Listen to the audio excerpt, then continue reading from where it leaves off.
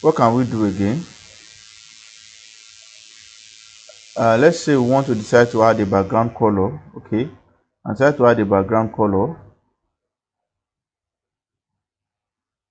Background color of, let's say, blue. Or no, let us use blue. Let's use another color.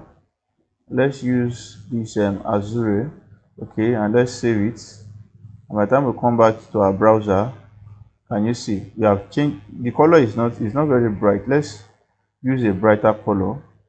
So let's use purple instead, or let's use Peru. Yes, let's use Peru instead.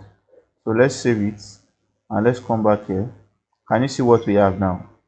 So we are beginning to style this already. Okay, so we can decide to come back here also, and as we have added a background color, we can want to add a padding. You know what a padding is? A padding is adding spaces on the right, on the left, and at the top and at the bottom. Okay, you will notice that on our page here, you see that the space at the top is not much. Okay, it's very close to the top, and also this paragraph is also close to the bottom here. Okay, so by the time we add our padding, we're going to give it spacing. Okay, so we decide to put a padding of, let's say, 10 px. Okay, and then we save it. Okay, by the time we save it and we come back to our browser, can you see that it has added a space at the top and at the bottom? Okay, so now we can decide to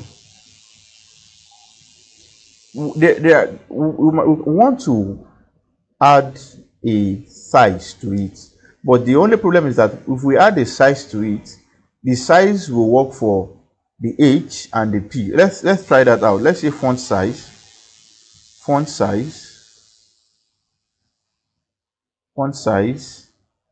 is let's say 20 px. Okay, so let's save that and let's come back.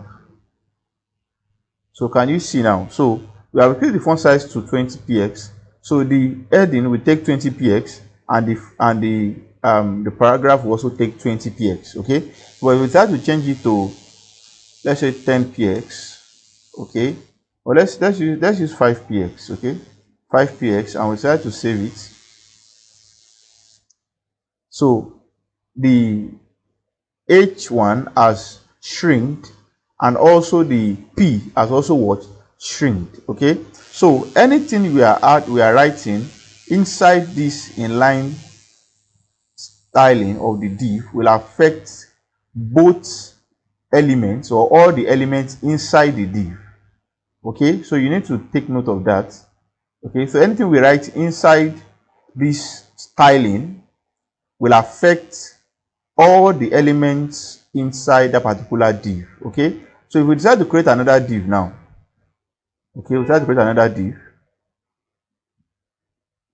Okay, and then we want to let's just copy what we have here. I want us to learn something, so let's copy what we have here.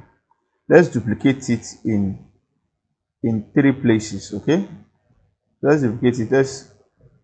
Good. So let's create in 3 places. So I want to change the background color so that it can be different. So let's change the background color to blue. Okay, so let's change this background color to let's say yellow. Okay, let's say yellow green. Good. Let's say yellow green. So let's save it and let's come back to our browser. Good. So can you see what we have now?